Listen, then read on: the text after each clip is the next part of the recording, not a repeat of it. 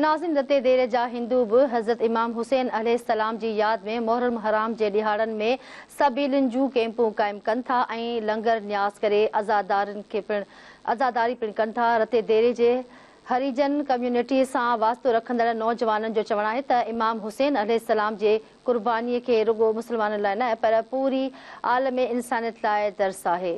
वधीक तफ़सील ॾिसूं था अब्दुल रज़ाक चलपाणी जी रिपोर्ट में। जी बिल्कुल हिन वक्त असीं रतोदुर जे हरिजन मोहल्ला में मौजूद आहियूं। पूरी दुनिया में हिन वक्त मुहर्रम अल हराम के हवाले से पूरी दुनिया जा मुसलमान हज़रत इमाम हुसैन की याद में आज़ादारी कन था, मातम कन था, सबील जी कैंप लगाइन था, लंगर न्याज कन था। उते ही रतेदरे जे हिंदू जेके आहिनि जेके हरिजन कम्युनिटी से वास्तो रखन था उहे पिण सबील जी कैंप लगाइन था ऐं हिते लंगर न्याज कन था ऐं उन सां गॾु आज़ादारी ही पिण कंदा आहिनि। अचो त उन हवाले से इन कैंप ते मौजूद हिते जेके आहिनि उन्हनि सां ॻाल्हि ॿोल कयूं त हुननि जो वधीक छा चवणु आहे। ते असां नंढे खां वॾा थी विया आहियूं, असांजा वॾा बि हिते कैंप हणंदा आहिनि, सबीलूं कंदा आहिनि, न्याज़ लंगर कंदा आहिनि। उन्हनि जी पैरवीअ ते असां उन्हनि खे ॾिसी असां बि कैंप ईअं सबील जी न्याज़ लंगर कंदा आहियूं, आलम पाक हणंदा आहियूं, पंहिंजे दरनि ते आज़ादारी कंदा आहियूं, गम हुसैन मल्हाईंदा आहियूं। तक़रीबन 6 साल आहे, 5 साल कैंप हणूं था, हरिचंद मोहल्ले वारा हणी था ॾियनि। असांजा दोस्तनि सां उन्हनि जी तमामु महिरबानी आहे जो हे कैंप था हणनि, सबील था हणूं असां ऐं सही संगत असां सां पाण सां ॿधल आहे। दोस्त पाण में गॾिजी वेही फ़ैसिलो कयोसीं हिकिड़े ॾींहं ते सबील हणंदासीं। उन खां पोइ सबील हणंदा आहियूं। 5 साल असां ड्यूटी ॾींदा आहियूं, 12 मई पहिरें ॾींहं खां वठी हणंदा आहियूं। 10 ॾींहं शाम जो 4-5 बजे असांजो काफ़िलो हितां गुज़र करे वेंदो आहे। उन खां पोइ असांजी ड्यूटी ख़तमु थी वेंदी आहे। न के मुस्लिम ही आल इंसानियत जे उन में इन्हनि क़ुर्बानियूं ॾिनियूं आहिनि। असां बि इन यादि खे ताज़ा करण लाइ असां बाल्मिक बिरादरी वारा बि असां इन जे पंहिंजो सबील बि लॻाईंदा आहियूं, नगर न्याज़ बि कंदा आहियूं। इमाम हुसैन वारनि खे पंहिंजो न्याज़ जे हिसाब सां यादि कंदा रहंदा आहियूं। असां ईअं न आहे त को असां इंसानियत खां परे आहियूं, असां बि इंसान ज़ात आहियूं। असांजो बि भरपूर एतमाद ऐं यकीन आहे।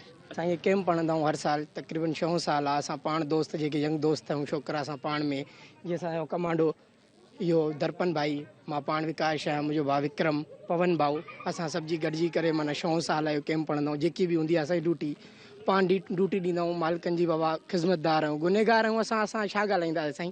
अच्छा, केतिरो टाइम थियो आहे तव्हांखे हिते जेका आहे तव्हां आज़ादारी कंदा आहियो ऐं कैंप लॻाईंदा आहियो, न्याज़ नगर कंदा आहियो? असांखे तक़रीबन 5-6 साल असां कैंप ईअं न्याज़ नगर असां तक़रीबन कॾहिं को कंदो आहे पाड़े में डेली न्याज़ नगर में कैंप ते ईंदी आहे। कॾहिं को ॾे ईंदो आहे ॾेग न्याज़ ई, कॾहिं को ॾे ईंदो आहे पाड़े में। मतिलबु तक़रीबन असांजा सभु हरिजन जेके आहिनि न न्याज़ नगर कंदा आहिनि, आज़ादारी कंदा आहिनि, न्याज़ नगर हर शइ।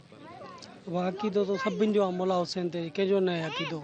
हिंदू हुजे या मुस्लमान हुजे, सभिनि जो अक़ीदो आहे। इहे हर साल हणंदा आहियूं कैंप, आज़ादारी कंदा आहियूं। हर साल थींदो आहे हिते असां वटि। केतिरे टाइम खां? तक़रीबन 4-5 साल थी विया आहिनि हिते कैंप हणनि था। आज़ादारी तव्हां कंदा आहियो? जी कंदा आहियूं।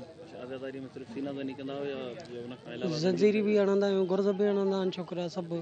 जी त तव्हां हिन कैंप ते मौजूद ही जेके हरिजन कम्युनिटी जा नौजवान हा उन्हनि जूं ॻाल्हियूं ॿुधियूं। उन्हनि जो इहो चवणो हो त हज़रत इमाम हुसैन अलैहिस्सलाम जी जेका क़ुर्बानी आहे उहा न सिर्फ़ु मुस्लमाननि लाइ पर पूरी आलम इंसानियत लाइ उन में दर्स आहे। हिननि जो चवणो हो त असां पहिरीं मुहर्रम खां वठी 10 मुहर्रम ताईं ही सबील जी कैंप लॻाईंदा आहियूं, लंगर न्याज़ कंदा आहियूं ऐं उन खां अलावा आज़ादारी पिण कंदा आहियूं जंहिंमें सीना ज़नी, ज़ंजीर ज़नी ऐं ज़रब पिण शामिल आहे। कैमरा टीम सां गॾु अब्दुल रज़ाक जलवाणी, धरती TV न्यूज़, रतोदिर।